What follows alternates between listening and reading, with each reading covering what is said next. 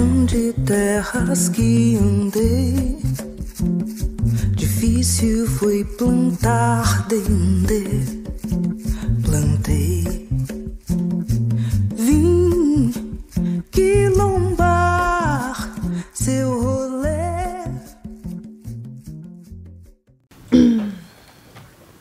Deixa eu molhar a palavra.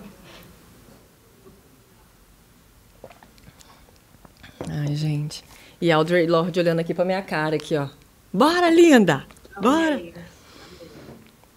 Ai, vamos com tudo. Vamos na proteção. Salve, meu bonde bolado! Aqui na vez e na voz e na Argentina. E mais uma vez com o PN. Perspectivas Negras. Pode guardar esse nome, por favor, porque é sucesso. Gente, hoje eu ainda estou um pouco bagunçada, porque para chegar aqui atravessei um mar de fogo. Quem entendeu, entendeu. E aí, em conversa com a convidada de hoje, a gente estava falando sobre cuidado, né? E como ele é importante. Vamos falar de cuidado, vamos falar de trabalho, vamos falar de um monte de coisa. Então, se eu fosse você, não perderia. A nossa convidada de hoje é uma filha de Xangô. De olhar para ela, a gente já sabe, gente. Meu Deus, eu fico chocada. É Vitória Régia da Silva. É isso? Certinho? Vamos lá. Vitória é o nome da minha irmã, inclusive. Acho fortíssimo o nome. Fortíssimo e adequado. Ela é diretora de conteúdo da Gênero e Número. Certinho? Tá. A Gênero e Número, gente, trabalha com jornalismo de dados para visibilizar questões de gênero e raça. Agora eu vou parar de falar para deixar a nossa convidada se apresentar da forma como ela bem quiser. E vamos com tudo. Bem-vinda. Muito obrigada. Eu que agradeço pelo convite, por estar aqui no PN. Adorei. Eu adoro trabalhar com siglas, né? Eu também chamo a organização que eu trabalho de GN. Mas é um prazer estar aqui. Muito obrigada pelo convite. Me apresentando, né, rapidamente, meu nome é Vitória Régia da Silva, sou uma mulher nordestina de Alagoas, que cresceu no interior de São Paulo e moro há 10 anos no Rio de Janeiro, tenho 29 anos, como você falou, sou filha, né, sou uma orixá, filha de Xangô e Oxum, filha de santo da Ia Paula de Odé, né, do Ilha Axé Xegum Odé, e meu pai pequeno é Luiz Felipe de Oxumaré. Quando a gente fala sobre a gente sempre fala, né, de onde a gente veio, Exato. Que a gente tem raiz. Sou filha da minha mãe maravilhosa, carnal, Rosineide dos Santos Silva, que fez muito por mim, inclusive mudar completamente de região, né? Foi para São Paulo, migrando assim em busca de outra possibilidade de vida para mim e para minhas irmãs. Sou filha mais velha, então fala muito de como eu vivo nesse mundo, né, sendo a mais velha, então lugar do cuidado sempre teve muito próximo de mim. Eu sou jornalista, né, vim para o Rio de Janeiro me formar em jornalismo, que é minha grande paixão, e trabalho há mais de 7 anos nessa organização, né, Gênero e Número, que hoje eu sou diretora de conteúdo, sou presidente também, porque a gente virou uma associação, né? Legal. E a organização que eu comecei como estagiária e que hoje eu estou nesse lugar, nessa posição, né, de muita responsabilidade. Com certeza. Faço parte da Frente Bissexual Brasileira, porque eu sou uma mulher negra bissexual, né? Além do meu trabalho ser voltado às questões de gênero, raça e sexualidade guiada por dados, muito do que eu faço fora do trabalho tem muito a ver, né? Tem muito a ver com essas questões, então eu vivo essas questões cotidianamente, no ativismo, nos movimentos sociais. que foi onde eu me fundei também, né, nos movimentos sociais. Então, continuo até hoje e atuo hoje principalmente nessa perspectiva da frente bissexual brasileira, entendendo que a gente tem um caminho grande pela frente quando a gente fala sobre sexualidade, principalmente sexualidade de pessoas negras no Brasil, Sim. né? Então, isso é um pouquinho de mim. E é isso, mais uma vez, é um prazer estar aqui falando com você. É muita coisa, né? E que bom, porque eu não sei você, mas eu sempre tive um receio de ser muita coisa. Então, quando me perguntavam, o que você é? Eu sou tal, tal, tal, tal coisa. E depois eu me assustava com aquilo, sabe? Uhum. Não, gente, a gente precisa dizer quem a gente é, enfim, né? O esforço foi tremendo para nós chegarmos onde estamos, porque a caminhada ainda está acontecendo, né? A gente vai se complementando e vai aprendendo, vai absorvendo, mas que bom que a gente se olha e fala, estou encaminhando bem. Antes da gente começar a gravar, você estava me contando que você descobriu todas essas possibilidades de ser quem você é no Rio de Janeiro. Me conta um pouquinho lá em São Paulo. Você imaginava ser quem você é dessa forma? Por esses movimentos todos, o candomblé. Isso foi sempre ensinado para você na sua casa? Então, não, eu acho que crescendo, né, no interior de São Paulo, eu fui para o interior de São Paulo muito jovem, com 2 anos, né, e minha irmã do meio foi com menos de 10 meses. Eu e minha irmã temos essa proximidade de idade. Sou filha de uma mãe migrante, né, trabalhadora doméstica, então passou a maior parte da vida no trabalho doméstico e depois continuou no trabalho doméstico, mas complementava a renda, né, de outras formas, no comércio, enfim. Então, como eu falei, eu sou a filha mais velha, então sou a pessoa que era o alicerce, o apoio da minha mãe crescendo, né? Então, muito do que eu pensava sobre possibilidades tinha a ver não só com, né, com a perspectiva individual minha, dos meus sonhos, minhas ambições, mas com o que era importante para minha família também, né? Para minha mãe, a educação sempre foi fundamental, assim. Ela sempre incentivou muito, porque nossas mães também apostam muito na gente a partir do que elas não tiveram, né? Minha mãe tinha o sonho de ser médica, não conseguiu estudar para isso, porque casou jovem, enfim, aí teve filho. Então, ela sempre trouxe a perspectiva da educação e era meio, tipo assim, controlada essa questão de relacionamento, né? Porque para ela, relacionamento poderia atrapalhar esse futuro. Então, desde pequena, eu sempre soube que eu queria estudar, fazer faculdade, cresci vislumbrando isso. E desde muito pequena, eu queria ser jornalista, né? Eu lembro que teve uma época que minha mãe teve um bar, assim, numa das milhares de empreitadas que as mulheres negras têm, né? Que fazem muitas coisas.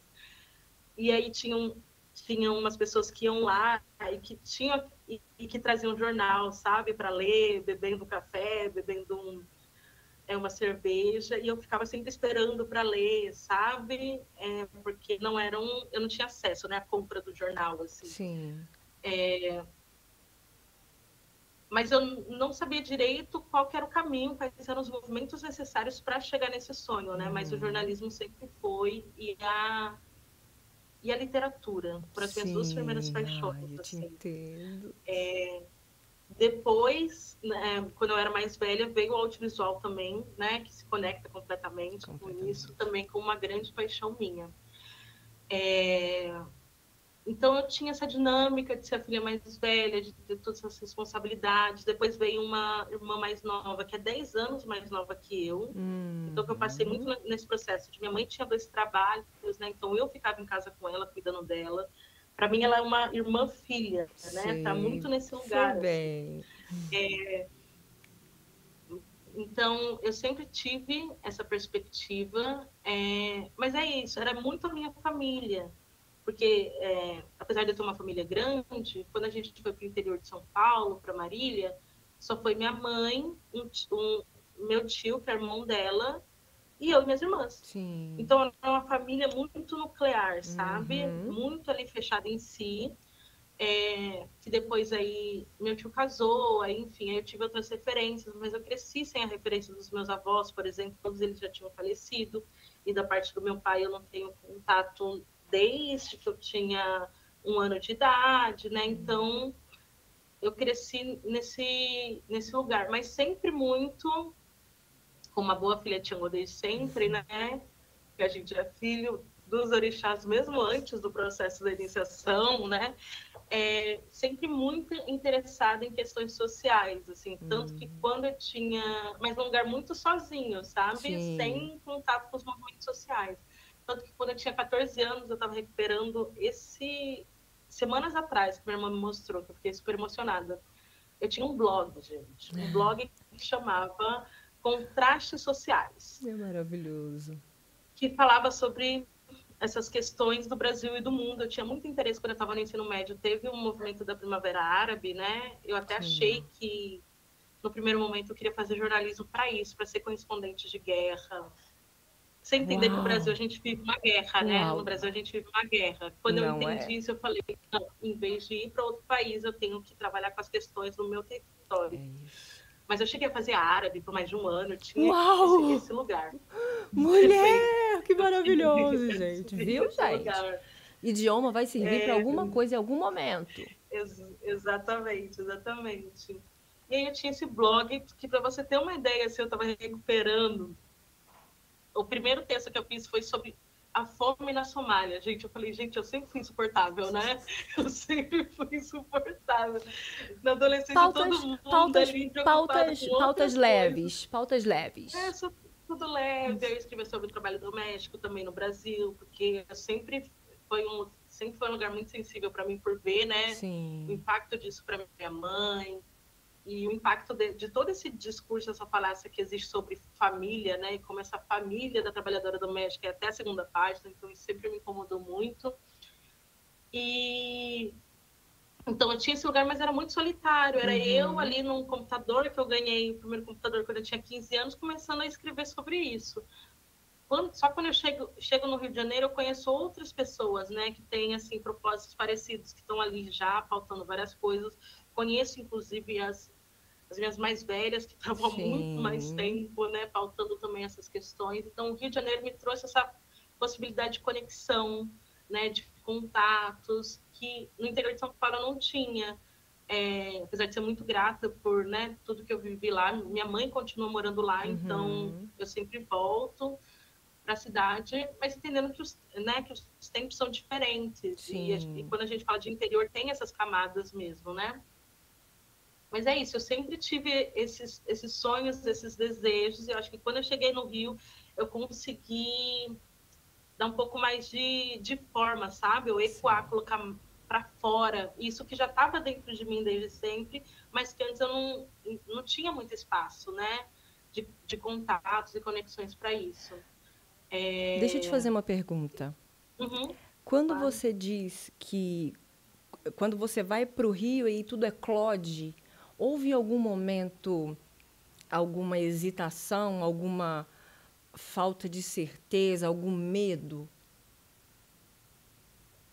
Quando eu vim para o Rio, sim, porque tinha todo um medo de um desconhecido, né? Eu vim completamente sozinha, sem contatos nenhum, para fazer comunicação, jornalismo, que eu achava que bastava eu gostar, né? Não entendi o mundo da conexão e da indicação, que é o jornalismo, que é isso. Sim. Não importa, no fim das contas, você só ser boa no que você faz, né? Importa quem você conhece. Exato. E eu vim para uma cidade que é muito forte na comunicação e que a maior parte das pessoas são daqui, né?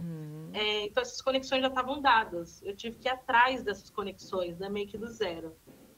Então, eu cheguei aqui e, para mim, a diferença já foi muito marcante, principalmente nesse âmbito educacional. Por mais que no interior de São Paulo eu estudei no ensino médio em ETEC, né, que a gente entende que dentro do modelo público, tá ali dar um ensino muito bom, quando eu cheguei na faculdade, ainda mais eu estudei na UFRJ, 2 anos depois que as cotas raciais tinham sido instituídas. Muito Eu sou, recente. né, sou muito recente, sou fruto das cotas raciais, né? Então, cheguei numa universidade que não estava pronta para lidar Sim, com pessoas negras, com pessoas de outras realidades. Então, sim. o primeiro ano para mim de Rio de Janeiro foi muito difícil, porque eu não me senti encaixada. Eu tinha contato, né, com pessoas que estavam ali para fazer a mesma coisa, mas que tinham realidades completamente diferentes. As pessoas falavam comigo, sei lá, sobre a viagem que fizeram no exterior, e eu vindo de um lugar que era a primeira vez que eu tinha saído do estado, né, que eu cresci. Então, essa era uma lacuna, assim, muito grande que eu senti em relação às pessoas, sabe? Aí, por isso que eu fiz muito desse movimento de encontrar pessoas Sim. que eram parecidas comigo, mesmo que elas não tivessem naquele espaço, né, da universidade. E foi aí que eu conheci os movimentos sociais. E aí foi muito importante para eu não desistir. Porque nesse começo, nesse primeiro ano, várias vezes, né? Seja por essa questão, seja pela questão financeira. Que Sim. isso foi uma grande aposta da minha família vir para cá e torcendo para que eu conseguisse ter acesso às bolsas, né? Sim. E graças aos orixás eu consegui, que Axé. fez com que eu continuasse no Rio, porque o Rio é uma cidade muito cara, caríssima, Muito. né? Então, esse primeiro ano foi muito difícil para mim. Muito, muito, muito. Mas aí, eu busquei, né, essas conexões que foram importantes para eu não desistir, assim, para eu ir, porque o que estava em jogo ali eram coisas que eram sonhos, né, Com de certeza. ancestrais. Porque eu entendia que eu estava ali não só por mim, né? Eu fui como a história de várias jovens negras. Fui a primeira da família a acessar o ensino superior. E depois que eu acessei, minhas duas irmãs conseguiram acessar também Sim. universidades públicas. Então, a gente carrega toda essa responsabilidade, né? De abrir caminhos para que as que vêm depois também consigam acessar. Então, é isso. Foi difícil, mas eu acho que quando eu encontrei pessoas que tinham o mesmo propósito, que eram mais parecidas comigo, eu consegui ter essa força, sabe, para dar continuidade. Mas não é fácil, assim. E foi muito solitário, né? Passar por tudo isso também Sim. sozinha, É. apostando nos meus sonhos, né? Que eles iam dar certo também, porque a gente aposta que eles vão dar certo, né? É Que o o que a gente mínimo está que a gente pode passando, fazer também, né? Poxa. o que a gente está passando naquele momento vai mudar a nossa realidade e a da nossa família. A gente sabe que para muitas pessoas negras a gente consegue mudar um pouco a nossa realidade. A gente ainda não consegue chegar no ponto de mudar a realidade da nossa família, né? Meu grande sonho é poder aposentar minha mãe, falar para Sim, minha mãe que ela não precisa mais exatamente. trabalhar, mas eu ainda não estou nesse lugar. Eu trabalho para isso, sabe? Ainda não, ainda, um ainda bem Ainda grande, não, está ainda não, mas vai caminhando chegar para lá. isso. Me diz uma coisa, Exatamente. GN, aqui é PN, vou chamar de GN também, posso? Sim, Quando é claro. que você chegou na ou no GN? Na General, Tá, na e GN. como é que você chegou na GN? Porque ah, ouvi você dizer que começou estagiária e hoje é presidente. Como é que isso se desenrolou? E por que que ao acaso a gente sabe que não foi, sobretudo com você falando toda essa história que você teve. Mas houve algum momento assim que bateu o start, falou eu preciso ir buscar ou veio até você essa oportunidade? Uhum. Então, como eu estava falando no começo da minha faculdade, eu era muito voltada a essa questão ao jornalismo de guerra, né? Foi quando eu fiz a árabe, fazer todo esse investimento. Mas aí eu comecei e aí pelos contatos com os movimentos sociais, né, brasileiros, entender as dinâmicas estruturais que a gente tinha no Brasil. Então, comecei a Sim, me interessar mais por entender gênero e raça aqui, me afastar um pouco desse sonho.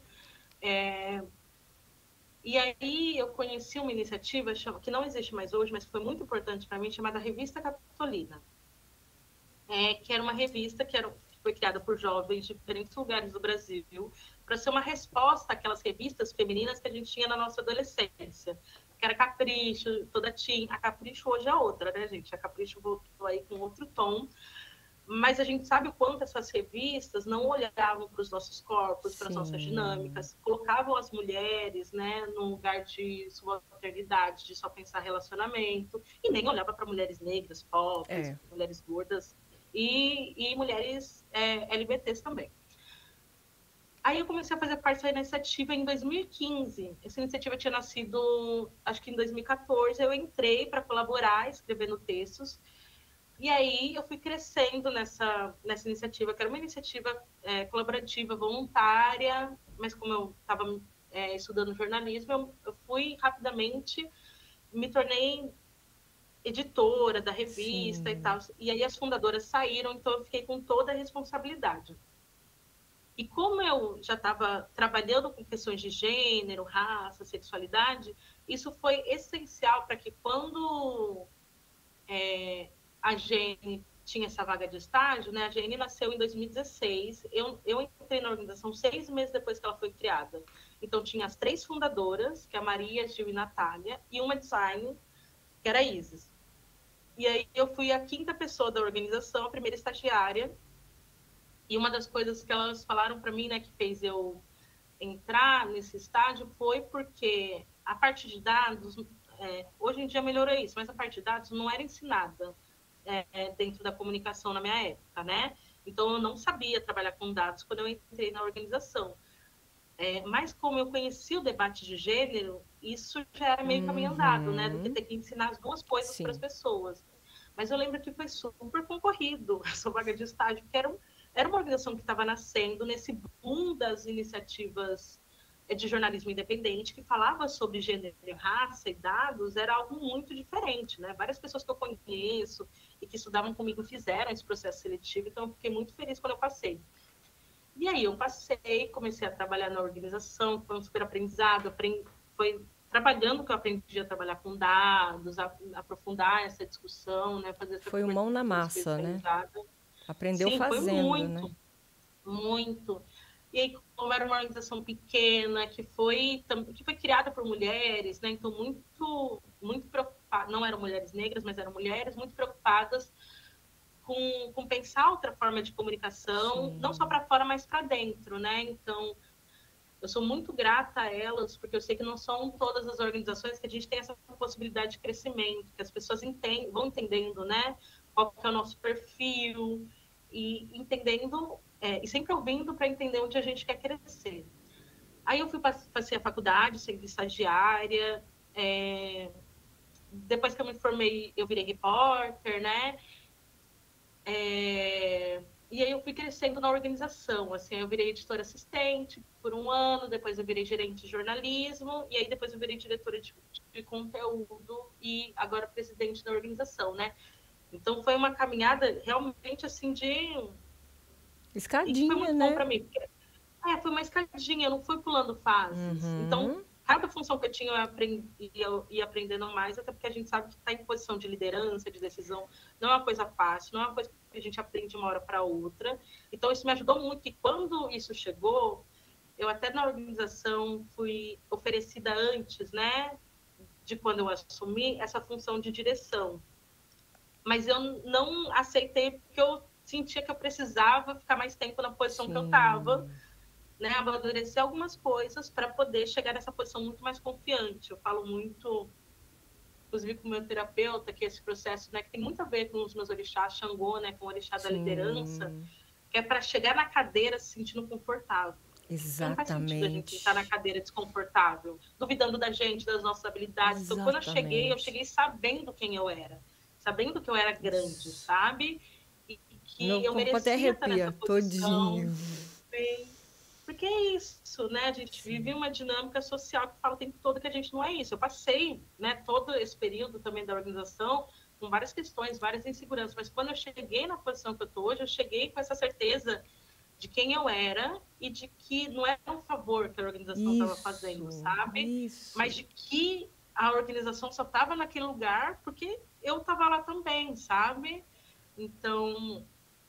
E também cheguei nessa posição depois de iniciada, né? Então, cheguei com várias reflexões, né? Assim, com várias certezas. Então, foi esse um pouco do processo que eu tive na organização, que foi de crescimento, de escadinha mesmo, como você falou, e que, ligada a isso, eu fui também expandindo minha atuação em outras áreas, né? Então, na Capitolina, eu tive o prazer de... A Capitolina, essa organização que eu fazia parte, ela era tão legal que ela lançou 2 livros pela Companhia das Letras, que reunia o que estava escrito no site.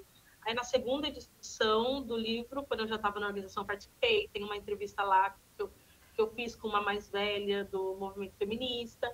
E aí foi a primeira vez, o lançamento foi na Bienal do Livro, em São Paulo. Então, foi a primeira vez que eu fui na Bienal do Livro, que era o meu sonho, porque eu cresci no interior de São Paulo, né? E aí eu fui como autora, sabe? Nossa, então, já fui num outro lugar. Enfim, então a minha jornada também, além da parte do jornalismo, né, na Gênero Número, foi também de entender esse lugar da escrita, da escritora, das palestras, né? Palestra é uma coisa que eu gosto muito de fazer, cursos, workshops, então eu fui também crescendo nessa parte. Gente, não tem como, né? O bom também é que as pessoas não têm argumentos para desqualificar pessoas assim, né? Porque é aquilo assim, eu sei o que eu estou fazendo porque eu também já passei por isso. Entende? Isso é maravilhoso, isso é maravilhoso. Nas minhas pesquisas, cheguei em alguns temas da GN que me chamaram muita atenção. Por que eu falei, eu vou me atrever a perguntar se Vitória quer vir conversar comigo? Porque eu sei que dados, a área de dados ainda é uma área muito elitizada. Me corrija se eu estiver errada. Elitizada, masculina, branca. Sim, isso, tudo isso. E aí eu falei, eu gosto muito de dados, eu gosto muito de comportamento do consumidor, né? Eu sou especialista, uma das minhas especializações é nisso também. E aí eu fico pensando assim, eu preciso falar com alguém que se parece comigo sobre tudo isso, porque os nossos dados, o que está acontecendo de real, visto pela nossa ótica, nós contando a história, entende? Eu falei, eu preciso, e que bom que deu certo. E aí, como gosto muito de ler, essa coisa da literatura eu também tenho muito, eu fui ensinada também, tive sorte de ser ensinada e estimulada a ler, sabe? Eu vi aqui no blog, no site de vocês, tem o que é política de cuidado, um dos temas, e eu disse que a gente ia falar sobre isso, e é real. Porque, e aí, eu já vou entrar também num outro assunto, que é as mulheres na divisão racial do trabalho, porque eu sei que um assunto conversa com o outro, sabe? Então, fique à vontade para falar disso, assim, porque para nós é muito importante que pessoas como nós, especialistas, coloquemos os nossos saberes a serviço, entende? Porque se o projeto é para exterminar, a gente precisa fazer o contrário, entende? Então, vamos lá. O que é política de cuidado, por favor, e as mulheres na divisão racial do trabalho? Então, a gente tem esse trabalho que é invisível, né? Que não é remunerado na maioria das vezes, né? E que é pouquíssimo reconhecido na sociedade brasileira, que é o trabalho de cuidado, né? E junto com o trabalho de cuidado, a gente também sempre fala do trabalho doméstico, né? Que apesar da gente fazer uma separação entre os dois, mas eles atuam de forma muito junta, né? Porque eles envolvem essas tarefas de cuidado, os afazeres domésticos, que é majoritariamente feito por mulheres no Brasil, e especificamente mulheres negras, né? Que são trabalhos essenciais para uma coisa muito simples e importante, que é a sustentação e reprodução da vida humana. Então, assim, as mulheres só são responsáveis por isso, é apenas isso, né? E que por muitos anos não foi discutido como política, né? Então, essa coisa que é tão importante era vista como uma coisa dada, né? Era uma coisa que é esperado das mulheres. Então, não se pensava isso a partir de uma política, pensava a partir dos arranjos individuais, né? E aí nisso a gente tem, né? Como eu falei, tem o cuidado, que é você garantir as necessidades materiais, emocionais e básicas de crianças, de idosos, de pessoas doentes, de pessoas com deficiência. Tudo isso envolve esse trabalho de cuidado, né? Então, quando uma mãe ou uma avó auxilia com o dever de casa, por exemplo, jogar, brincar com as crianças, e levar as pessoas idosas da sua família no médico, tudo isso é trabalho de cuidado, Sim. né? Aí tem o trabalho doméstico, que também é feito majoritariamente por mulheres negras, né? E que pode ser ou não remunerado, que são essas atividades diárias que são necessárias para a gente manter o funcionamento da casa, né? E para manter a rotina. Então, é cozinhar, lavar louça, passar roupa, administrar as contas. São exemplos de trabalho doméstico. E aí a gente tem essa configuração no Brasil de que, beleza, o trabalho de cuidado é especialmente feito por mulheres, né? Mas a gente... É muito importante a gente entender que esse trabalho ele é muito mais feito por mulheres negras. Por quê? Quando uma mulher branca, né? E a gente tem esse histórico mesmo. Saiu de casa, saiu de casa para trabalhar, né? Então, parou de ser responsável por fazer esse trabalho não remunerado do cuidado. Muitas dessas mulheres fizeram o quê? Começaram a contratar mulheres negras para fazer esse trabalho de uma maneira remunerada. Sim. É remunerado, então aí a gente entra as cuidadoras, entra as trabalhadoras domésticas, tudo isso, mas de uma maneira completamente... esse trabalho é remunerado, mas a gente sabe as milhares de problemáticas que tem dentro disso, né? E aí, quando a gente fala da divisão racial do trabalho, o que a gente tem que levar em consideração, né? Que 2/3 da história brasileira passou durante o regime de escravidão no Brasil. Sim. Eu gosto de colocar assim, 2/3 para a gente entender como tudo que a gente está falando hoje ainda é muito recente, né? Todos esses direitos que a gente está falando para a população negra, especialmente as mulheres negras, é algo muito recente na nossa história. Porque mais da metade do tempo que a gente tem, da história do Brasil, a gente passou com pessoas negras Sim. não tendo direito à sua própria humanidade, sabe? Então, Exato. a gente tem que começar muito do básico para poder resolver as questões do racismo e do patriarcado no nosso país, né? Então, a gente passou pelo processo de escravidão, que a gente sabe que não foi acompanhado de políticas de inclusão, que pudessem trazer igualdade, né, de oportunidades, de vida, de direitos para pessoas negras, né, que naquele momento eram pessoas escravizadas. Sim. Libertas, e que essa lacuna vai perpetuar só desigualdade, né, que vai afetar principalmente as mulheres negras, né. E aí, por isso, quando a gente fala do trabalho de cuidado, a gente precisa falar sobre a divisão racial do trabalho, né, porque a população, as mulheres negras, né, estruturalmente no nosso país, majoritariamente, estão dentro, quando a gente fala de trabalho, estão nesses cargos informais, sim, que tem menos remuneração, que são vistos como menos importante, né, que são subalternizados na nossa sociedade, né. A gente sabe como a maior parte, por exemplo, das trabalhadoras domésticas no Brasil são mulheres negras, né, então não tem como falar de trabalho doméstico sem falar de raça, né? E isso não é uma coincidência, né? Porque é um reflexo dessas barreiras e de como a gente pode até ter mudado de regime, né? Saiu da escravidão, mas como essas dinâmicas continuam. Né? Porque o trabalho doméstico é a perpetuação do trabalho das mulheres negras escravizadas, né? Por isso que é uma das profissões mais precarizadas até hoje no Brasil, que demorou muito tempo, inclusive, né? A PEC das domésticas é muito recente na nossa história, para trazer um mínimo de direitos, né? Então, a gente precisa...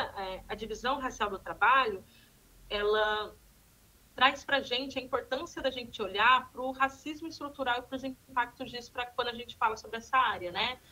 Porque existe uma distribuição desigual de oportunidades entre mulheres Indubitavelmente. brancas e mulheres negras, né? Então, por isso que elas, até hoje, as mulheres negras vão estar concentradas em empregos precarizados que vão afetar não só a vida delas, mas a história das famílias negras, né? Porque as mulheres negras, elas são responsáveis por por todo o seu entorno, né? Saiu recentemente o dado do IBGE do censo que trazia isso, né? Como as mulheres, e principalmente mulheres negras, são agora as grandes responsáveis pelo lar, né? Então, como a gente teve essa mudança do censo de 2010 para o censo mais recente, de que as mulheres estão ali sozinhas, realmente tomando as decisões sobre as suas famílias, sobre os cuidados, sobre renda, sobre tudo isso, né? Deixa eu só te rapidinho, Claro, é porque me por favor. lembrei, eu vim a família da minha mãe é uma família muito extensa. Só de filhos, meu avô teve 12 e 8 Uhum. mulheres. E aí, pensando aqui nisso que você está falando, todas elas foram para a área de cuidado. Ou trabalharam em hospital, trabalharam em a unidade básica de saúde. E hoje em dia, todas elas colhem um pouquinho ali do fruto, a aposentadoria e tudo mais, desse cuidado. E sustentam as suas famílias com essa, Uhum. sabe? É tudo muito fundamental e as pessoas relegam, né? Exatamente, exatamente. É isso. O trabalho do cuidado, ele é um trabalho tão importante, mas que não é visto com essa importância, né? Só Sim. agora, foi no ano passado, a gente começou a falar sobre uma política nacional do cuidado, né? Então, de como isso deveria ser uma política pública, isso tem que ser pensado pelo poder público, mas ainda é pensado de uma maneira que privilegia gênero e que não olha para as questões raciais Sim. como deveriam. Então, a gente vai continuar, assim como a gente fala sobre, sei lá, violência contra as mulheres. Por que a gente consegue diminuir o índice de violência de mulheres brancas e de mulheres negras a gente não consegue? Soul Porque a Johnny gente já não falava lá entende. atrás. Exatamente, a gente não entende raça como um fator estrutural de todas essas questões. Enquanto a gente não olhar para a violência de gênero, trazendo raça como uma questão estrutural, a gente vai continuar perpetuando a violência contra mulheres negras, sabe? Assim como Sim. a política do cuidado. Enquanto a gente não entender e trazer raça como um elemento central, a gente vai continuar pensando essa política apenas para algumas mulheres, não para todas as mulheres e não para o maior grupo demográfico do país, que são as mulheres negras, né? Então a gente está fazendo política para quem, na verdade, né? Mas isso, o debate da política, do cuidado, uma política nacional, não é um debate recente dentro do movimento de mulheres ou de mulheres negras, né? Mas é um debate recente assim nesse âmbito nacional, nesse âmbito das políticas públicas, de ser entendido como uma questão estrutural. Enquanto a gente não resolver isso, se a gente não pensa política de cuidado, a gente não pensa combate à insegurança alimentar, a gente não Isso. pensa acesso à saúde, a gente não pensa combate à violência e todas essas outras coisas que são estruturais, né? Quando a gente fala de violência doméstica e familiar, Lúcia Xavier estava falando, estava no evento com ela esse sábado, e ela estava trazendo isso que eu acho muito interessante. Como a gente vê a violência doméstica e familiar, muito numa perspectiva individual das Sim. famílias, mas como ela é reflexo de todas as... Ela não é individual. É de um Um todo. homem, né, no caso, que se acha no direito de agredir a mulher, é porque todas essas normas estão colocadas na sociedade, inclusive do cuidado, de que ela só serve para isso. Então, quando ela parar de fazer isso, ela precisa ser punida, sabe? Então, são lógicas que se relacionam. Nenhum desses temas é algo individual. Eles estão baseados numa estrutura racista, patriarcal, cis-heteronormativa que a gente tem no nosso país e no mundo, sabe? Então a gente precisa começar a enfrentar isso olhando para todas essas questões, porque senão a gente só continua privilegiando algumas mulheres, sabe? É, Enquanto são as mulheres negras que estão na frente, né, no front. São elas sim. que estão trazendo esses debates, mas não são elas as impactadas pelas políticas públicas. Eu estava conversando com uma pessoa que eu não vou me lembrar quem era, na verdade. E essa pessoa falou comigo assim, mas vocês mulheres negras se vitimizam, mas vocês mulheres negras têm que acham que tudo é ganhado, tem que ser ganhado.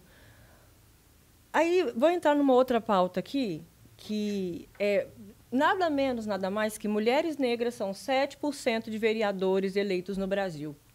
7%. Aí a gente volta para os dados que você falou. Isso tudo aqui de cuidado é constituído majoritariamente por mulheres negras, certo? A conta não fecha, porque a gente tenta entrar, mas o acesso é impedido. Quantas e quantas vezes eu tive papel de liderança em algum lugar e o povo tem essa coisa assim, a filho de Ansan é louco, filho de Ansan não sei o quê.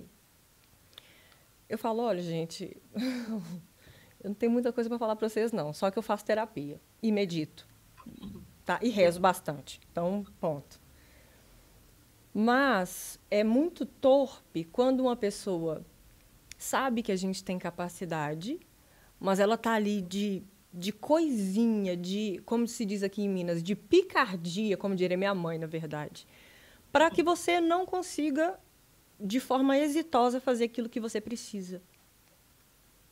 E aí eu vou puxar para um outro assunto um pouco mais delicado aqui, que é mulheres brancas impossibilitando mulheres negras. Por que eu estou te dizendo isso? Eu convivi em alguns... Como eu sou publicitária e gerente de projetos, eu convivi em alguns coletivos. E aí eu estava num específico coletivo que era só de mulheres e fazia um evento só de mulheres. Uma temporada de um evento só para mulheres. E aí eu era a diretora do processo de comunicação. E eu baixei a reunião, tudo, eu fiz o planejamento, fiz bonitinho. No dia de entregar, estava tudo certo. E na hora de começar a operação, não, mas não era isso que a gente combinou. Eu falei, como não? Como assim não? Como? Oi? Como assim? Está aqui, documentado. E aí você já começava a entender olharzinho malicioso, risinho. Então, eu sempre chamo aqui as pessoas para entenderem que, gente, não precisa existir briga, porque está todo mundo no mesmo barco. Só que cada grupo ali tem as suas especificidades que merecem ser respeitadas. Ninguém quer mais pra gente. A gente quer igualdade. É o mínimo. E eu não sou uma mulher? Vocês sabem quem falou isso? Vem lá de trás. Não sou eu que estou falando isso agora. Não é a Vitória que está falando isso agora. Sim. Então, assim, é muito complexo, porque a gente tenta e não consegue chegar. Exatamente. Sabe? Me diz como é que funciona essa questão das mulheres, dos 7%. Porque, assim, é ínfimo. A quantidade é ínfima. Sim. Sabe? A gente está falando de coisa que é a maioria da população, gente. Como é que é isso? Não, exatamente. E se a gente for comparar com esse dado, 7%, é o dado que a gente tem dessa última eleição municipal, né, desse ano. Sim. E aí, quando a gente olha 2020, as mulheres negras eram 6%. Então, assim, é uma diferença, é um crescimento de 1%, Sim. gente. Isso não é nada. Isso não é nada, sabe? Então, só mostra pra gente isso, como os espaços, porque esse espaço da representação política, né, é um dos maiores espaços de poder que a gente poderia acessar, né? É o espaço que pensa políticas públicas, a tomada de decisões no nosso país, e é o espaço que as mulheres negras têm mais dificuldade de acessar. Sim. Exatamente por ser um lugar tão importante, né, e fundante para as decisões da sociedade brasileira. E é muito, muito triste toda vez, trabalhando com os dados, né, já cubro eleições há vários anos, perceber que a gente não consegue avançar da maneira como a gente gostaria, sabe? Perceber que mesmo a gente tendo no Brasil uma legislação que fala de 30% das cotas, né, para mulheres, no plural, a gente fala isso sobre candidaturas, a gente não fala isso sobre as cadeiras, né? Então, com muita dificuldade, os partidos fazem de tudo, colocam laranja, coloca tudo que for ali para fechar os 30%, quando fecham, porque tem partido que não fecha, mas quando a gente vai ver proporcionalmente o número de eleitas, Não A tem, gente não não está bate. nem perto dos 30%, sabe? Os 30% a gente entende que é o mínimo. Os 30%, a gente tem no Brasil, né, as mulheres negras, são 30% da população brasileira. Isso é o mínimo que deveria ter se a gente for falar de representação política. Por isso que nos últimos anos, a gente tem falado muito sobre representatividade, acho super importante, Sim. mas como eu tenho pautado esse lugar da proporcionalidade, porque a representatividade pela representatividade, ela é você colocar uma pessoa lá e falar que você está representando toda uma população plural. Eu quero que Exatamente. nos espaços de tomada de decisão a gente tenha proporcionalmente, seja distribuído Isso. proporcionalmente à população brasileira. Então, as mulheres são o maior grupo demográfico, elas têm que estar representadas ali como maior grupo demográfico, sabe? Mas a gente tem essa dificuldade histórica das mulheres negras na política, né, que não começa hoje. E que falta muito esse entendimento dessa perspectiva interseccional mesmo, de quando pensar essas políticas para aumentar a representação de mulheres na política, a questão de raça também seja uma questão colocada, né? Porque senão a gente vê que mulheres brancas ainda não estão proporcionalmente representadas, né? Mas elas conseguem acessar um pouco mais do que mulheres brancas, porque, inclusive, a gente tem questões relacionadas a legado familiar, né?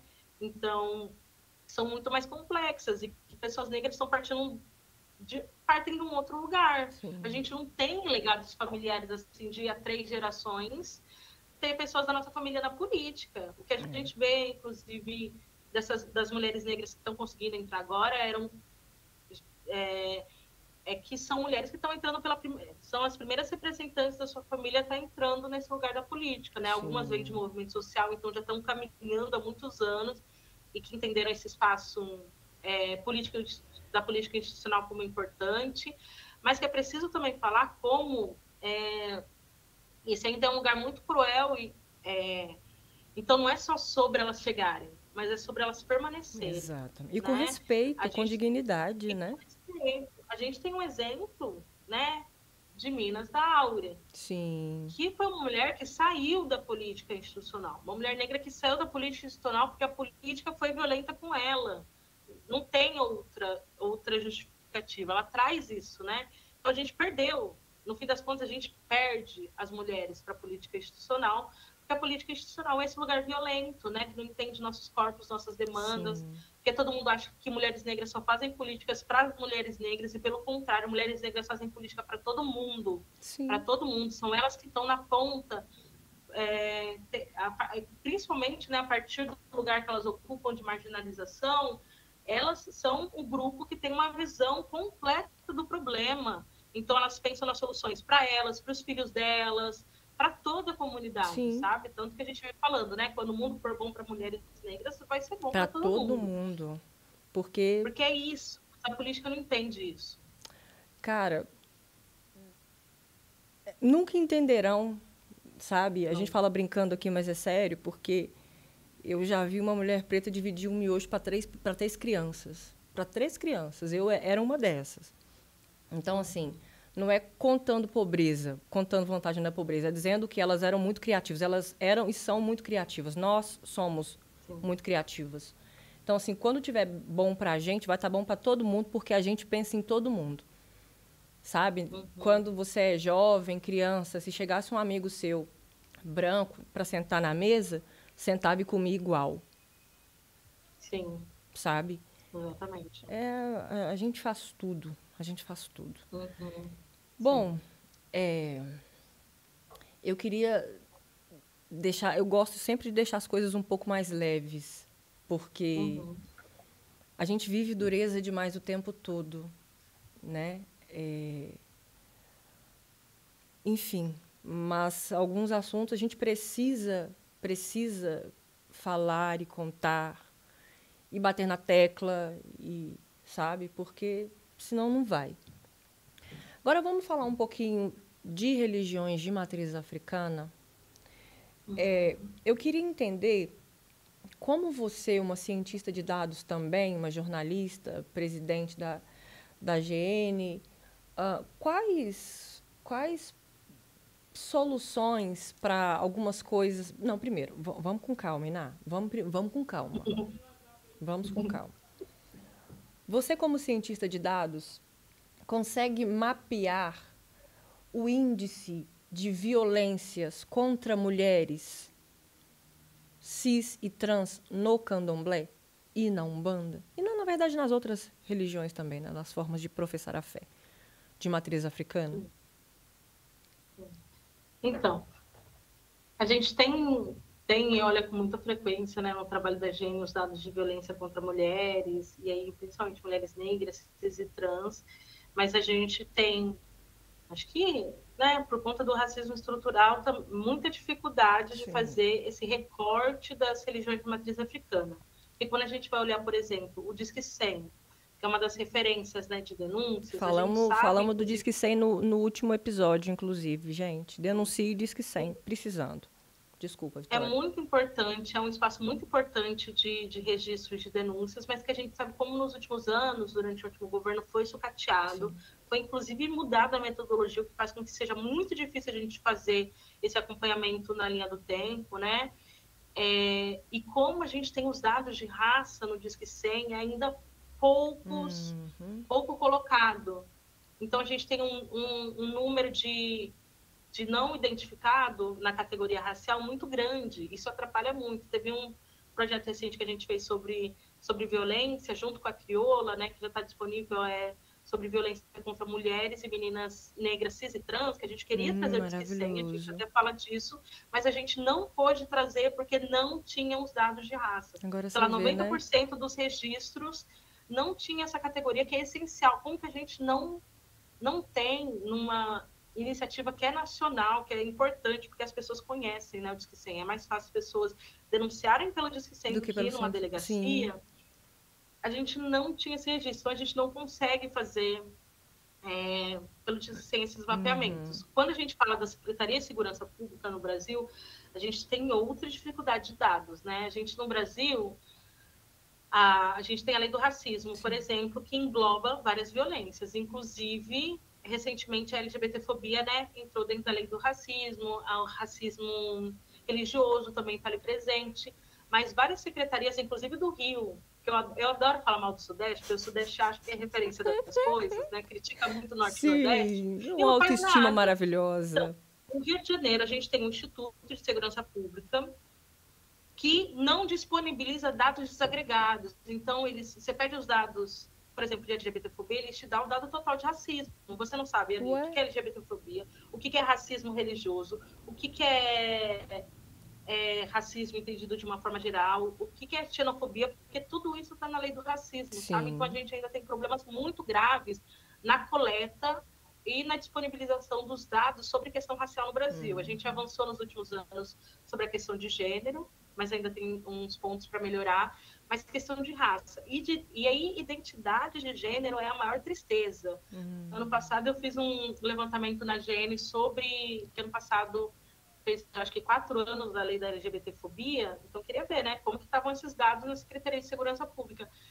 De todos os estados, as UFs, né, porque conta Brasília também, só 3 estados tinham dados básicos. Então, 3 estados só falavam dentro da LGBTfobia, tinham separado os dados de pessoas trans, de pessoas bissexuais, lésbicas e tal.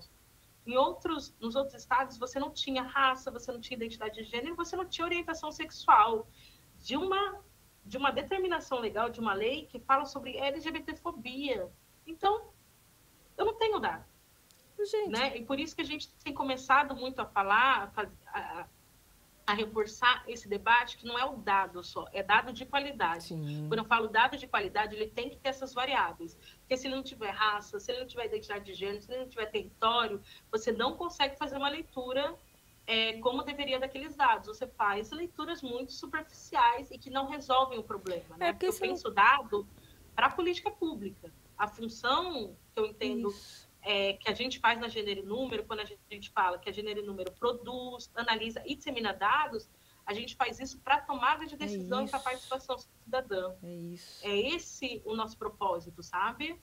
Então, se não dá para fazer isso se a gente não tem essas informações, a gente não consegue fazer isso com dado. Por isso que nos últimos anos, na GN, A gente nasceu como iniciativa de jornalismo, né? Então, vem desse lugar. Mas a gente começou, e agora esse ano a gente estruturou uma área que a gente chama de LabGN, que é a área de projetos e pesquisas, porque a gente entendeu que várias coisas que a gente queria falar não tinha dado de qualidade. Então, a gente começou a fazer as próprias pesquisas, né? Então, a gente tem, sei lá, sobre mulheres na ciência, sobre violência contra LGBTs no período eleitoral. A gente fez uma pesquisa, que é uma das que eu mais gosto, que foi na pandemia, é uma pesquisa chamada Sem Parar, a vida e o trabalho das mulheres na pandemia. No momento que estava todo mundo falando que por conta da pandemia as mulheres iam aprofundar as desigualdades, né, ia aprofundar as questões relacionadas à política de cuidado, todo mundo falava isso, mas ninguém tinha um dado. A gente foi lá junto com a SOF, sempre Viva Feminista, e fez uma pesquisa que mostrou que na pandemia metade das mulheres passaram a cuidar de alguém. Sabe? A gente precisa disso, sabe? Isso foi anos atrás, antes da gente ter como a Política Nacional do Cuidado. Então, olha como ter aquele dado foi importante. Esse dado saiu em vários lugares, saiu no programa da Fátima, porque é isso, a gente precisa de dado para subsidiar o que a gente está falando. A gente sabe como o dado é colocado nesse lugar de neutralidade, né? Que eu sou muito contra, porque o dado, ele é uma construção. Eu leio o dado como eu quiser. Exato. Sabe? Exato. A gente brinca no jornalismo de dados que a gente fala, não tem nada dado nos dados, né? O dado é uma construção, e é por isso que a nossa perspectiva é importante. Para trazer isso na leitura dos dados é essencial. Sim. Por isso que essa área precisa de mais mulheres, de mais pessoas negras, de mais pessoas LGBTs, para trazer outras perspectivas, outras metodologias, sabe? Porque senão é isso. Me fala uma coisa, vocês têm alguma frente desse tipo de alguma formação para dados? Por que eu estou perguntando? Quando eu me deparei com o seu perfil, eu falei, que maravilha. Eu concluí agora uma especialização em saúde pública.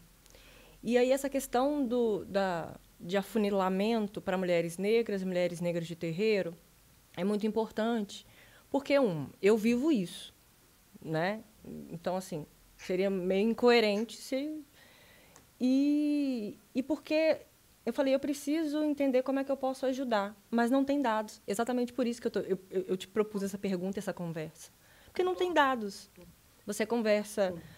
na última gravação, nós conversamos com a advogada doutora Isabela Dário e Makota Bandialé, ela é uma mulher de Ogum, uma mulher de Uncoce, e a gente estava conversando sobre diversas formas, né, que acontecem as violências e as pessoas não saberem de direitos básicos. Elas não sabem porque não tem dados, entende? Não tem ninguém para... assim, tem vocês, tem provavelmente algumas outras instituições, mas não tem corpo ainda forte como outras coisas têm, sabe? E a gente precisa disso. Porque dados, querendo ou não, eu sou da comunicação, mas tenho muito receio de pesquisa em determinados ambientes. Porque a gente sabe que pesquisa a pessoa vai responder o que ela quiser. Não é o que está ali. Né? Mas, enfim. Sim. Mas a questão dos dados que as pesquisas sérias geram, que é isso? É assim, não tem como, sabe? Bom, é muita coisa, é muito assunto. Eu ficaria milhares e milhares de horas aqui, porque você é muito forte quando você fala, mas você também é muito de boa. Sabe? Eu sei o que eu estou falando. Eu gosto de gente assim. É sobre isso. Tem uma leveza, tem a rigidez e leveza. É sobre isso aqui, entendeu? O negócio aqui acontece aqui, ó, mas tem a quebradinha da bonita, entendeu? Tem o alujá, mas tem o alujá cuijachá. E aí, eu até gostaria de convidar você para a gente continuar esse debate nessa conversa, para proporcionar um debate para outras pessoas, né? Porque tenho certeza que as pessoas da comunicação, sobretudo as pessoas pretas, as mulheres, nós precisamos nos unir, né? Cada uma à sua forma, com a sua especialidade, com a sua função dentro do candomblé ou não, mas a gente precisa estar um pouco mais próxima para poder propor soluções mesmo, sabe? Com essa certeza que você tem. Olha, gente, a gente precisa disso aqui. Tá, não, mas a gente precisa. Ponto. Não, Sim. não tem. Não tem. Uhum. Gostaria de convidá-la para daqui a um tempo a gente voltar a conversar mais outras coisas. E espero também que hajam progressos, né? Porque é importante, a gente não trabalha à toa, a gente não trabalha em vão. Os nossos ancestrais não ensinaram isso para a gente. Algo a gente vai colher, nem que seja de benesses para o outro, que também é benesses para a gente, né? Que também são benesses para a gente. Peraí que eu conjuguei, mas peraí. Já consertei aqui, menina. Eu quero agradecer e eu queria deixar esse espaço aqui para você dizer o que você quiser nesse momento. Antes de eu te fazer uma última pergunta, que é a pergunta que geralmente dá uma arrepiada assim na nuca, mas hoje eu tô de boa. Hoje eu tô de boa. Uhum. Sim. Não, mas eu queria só agradecer também. Por mim, também eu passaria várias horas aqui conversando. Acho que tem muito assunto, felizmente, infelizmente, né? Sim. Porque eles vêm a partir desse lugar, mas muitos assuntos também afirmativos, positivos. Acho que, mais que tudo, me colocar à disposição, né? Porque, como a gente estava falando antes, eu entendo que a posição que eu ocupo, o trabalho que eu faço é em nome do coletivo, Sim. né? E que eu não... A perspectiva que eu tenho não é individual, então, que eu puder ajudar... como você falou, nessa parte, a gente está estruturando ainda na GN, essa parte de letramento de dados, né, das formações, Sim. a gente faz muito espaçado, né, workshops, cursos, mas a gente quer trazer isso como uma área forte, igual o jornalismo, igual a pesquisa, que a gente entende que é essencial para a gente conseguir garantir os nossos direitos, trabalhar essa incidência política, sabe? E tudo assim o que a gente já fez na GN, ou que eu fiz em outros espaços, estou super à disposição para trocar, para a gente ver as possibilidades assim, de análise, de dados, e me coloco à disposição para próximas conversas também, porque eu acho que a conversa, ter esses diálogos, essas trocas são essenciais, né? Sim. Assim como o Xangô e Oxum me acompanha, mas muito guiada por Exu, que é o orixá da comunicação, né?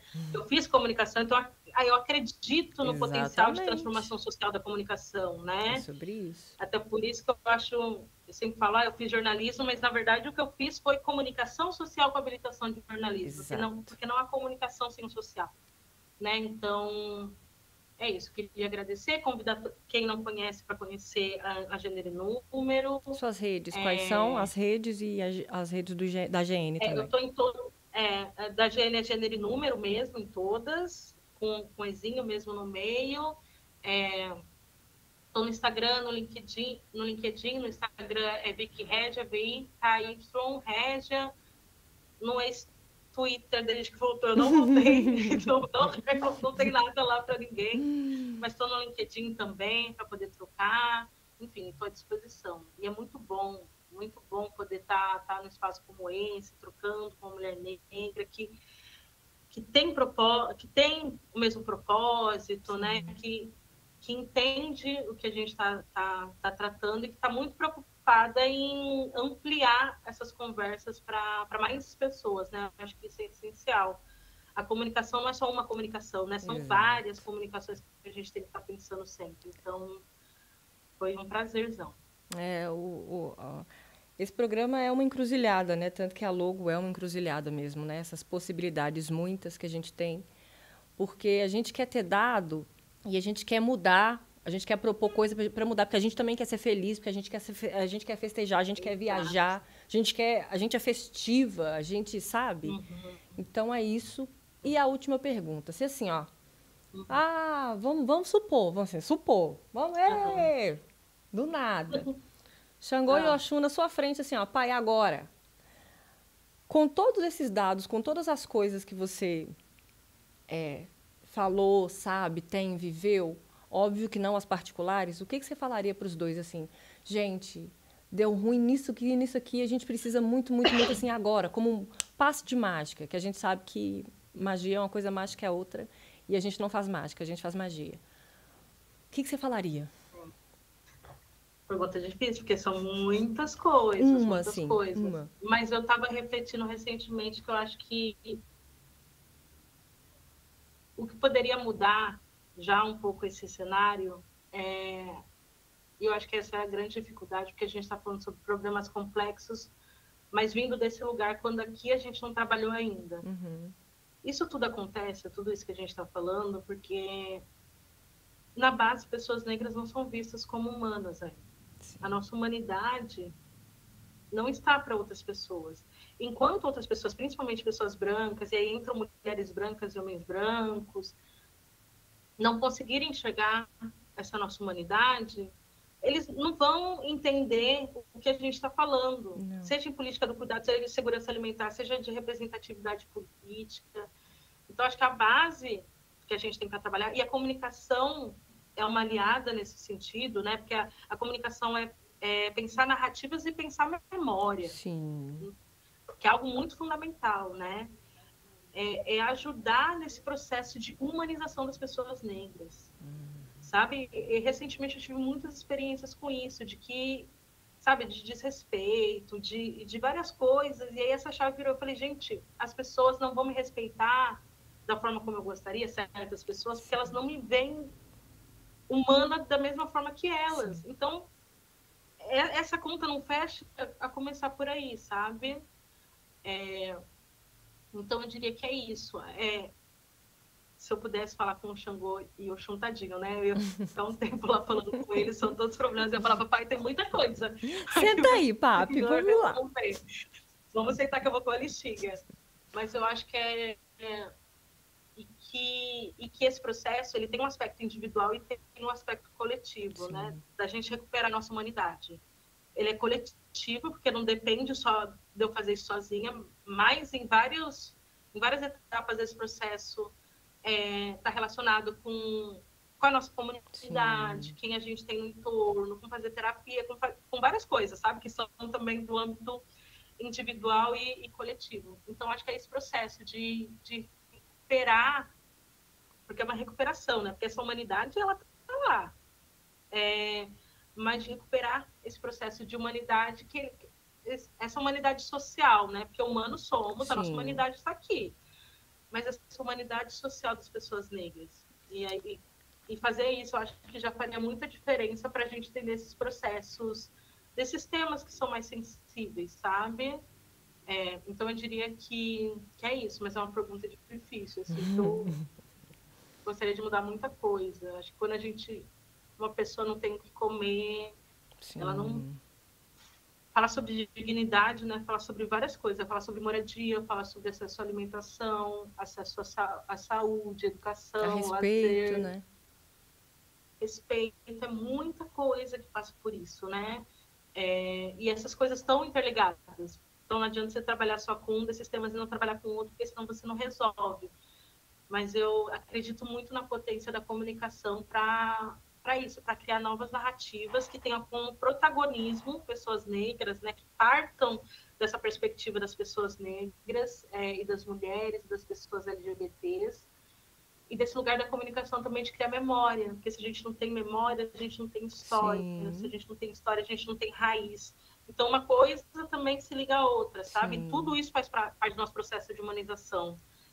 Quando as teóricas e ativistas negras, pesquisadoras falam que a gente se torna negro, que muita gente não entende, né, esse processo, que não é de, então antes eu não era. Sim. Quem é negro sempre, mas de entender a complexidade do que ocupar essa posição social e o que vai ser negado para você, o que isso significa para a sua vida, isso é um processo muito difícil. Sim. E é um processo que está ligado a tudo isso, né?